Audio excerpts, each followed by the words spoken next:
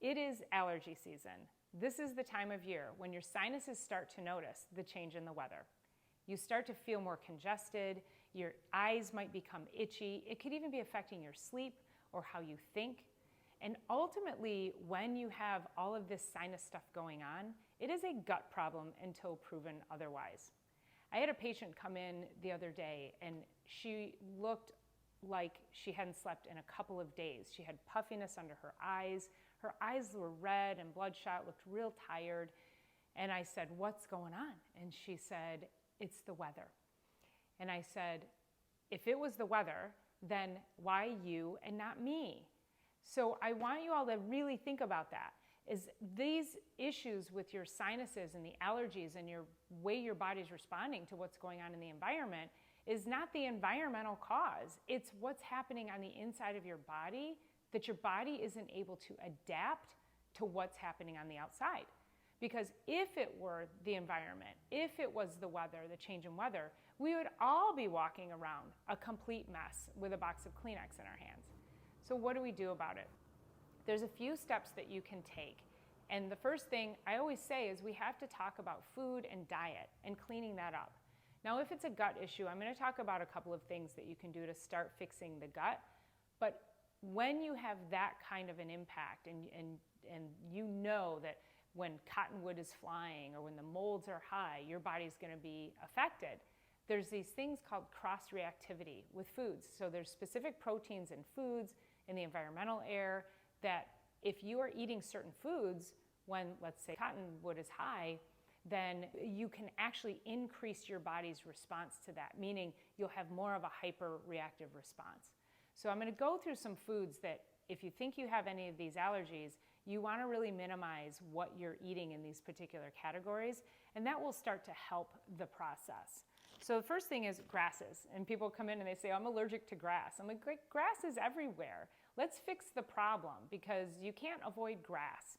Now, if you have a grass allergy, one of the top things on the list is you want to avoid beans and legumes. This is like garbanzo beans, kidney beans, navy beans, lentils. So if you're eating a lot of beans, you probably want to cut that out during the time when the grasses are starting to grow. We're starting to cut our grasses more often, and so all of that is going to fly in the air.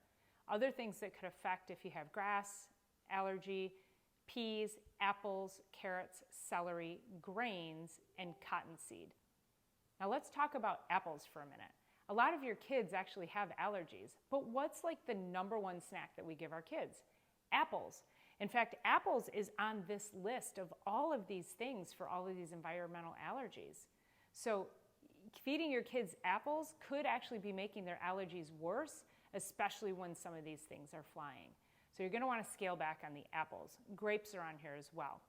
Grains can be highly inflammatory because of the fact that they're genetically modified, they're highly refined, so you'll want to scale back on your grains as well. Even I did a whole podcast on rice. You could go watch that episode, and if you're having rice, you want it to be more unrefined and not necessarily highly processed.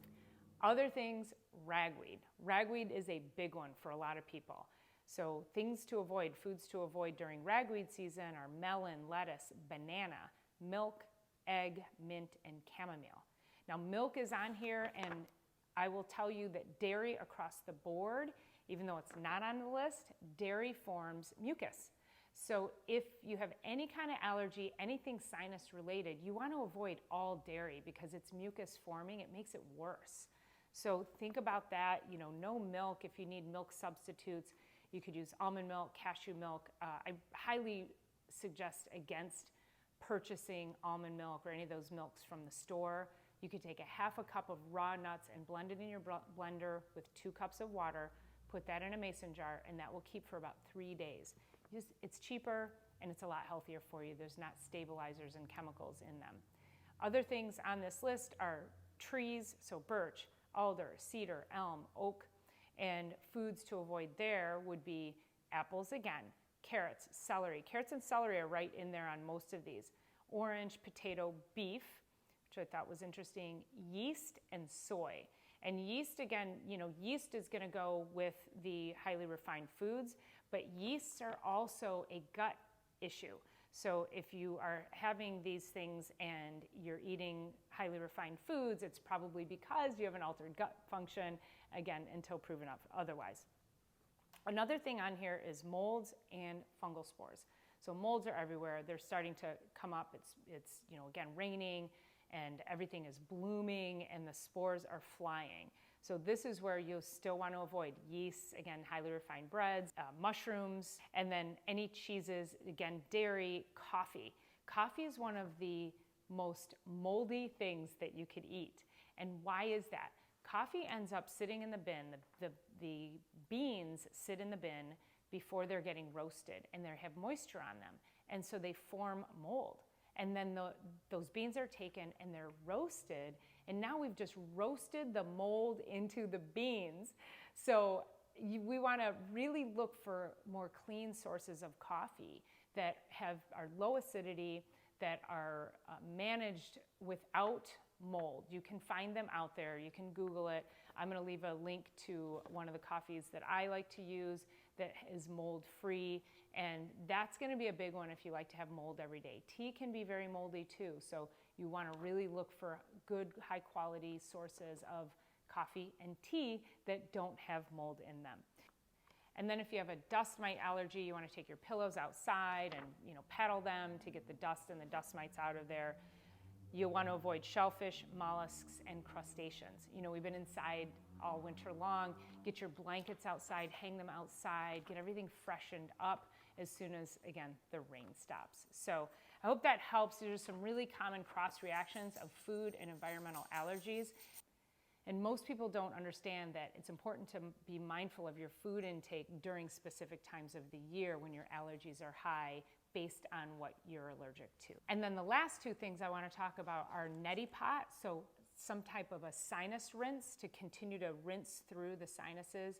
You could use colloidal silver spray in the sinuses that's antibacterial and antiviral. And then one of my favorites is garlic. A whole clove of garlic, you smash your clove of garlic and you let it sit for a few minutes, and that releases a compound in the garlic called allicin, Allicin. Allicin is highly effective against bacteria, viruses, and molds in the gut.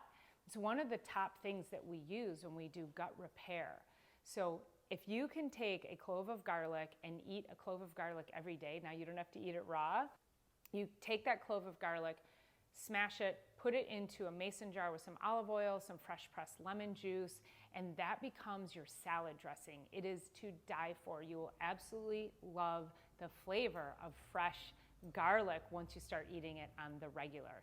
And no, the stuff you get in the jar that's already minced, that's sitting in vinegar and potassium sorbate or whatever chemicals are there, that is not considered garlic. So fresh garlic every day. Now, you can also take that clove, smash it if you're going to use your garlic in cooking. Again, release the allicin, but that clove of garlic has to sit for 10 minutes to release the allicin, then you can cook with it. If you cook with it before you let it sit, then it doesn't release the allicin, you don't get the benefit. So you can cook with garlic, still get the same benefit, but you just have to let it sit.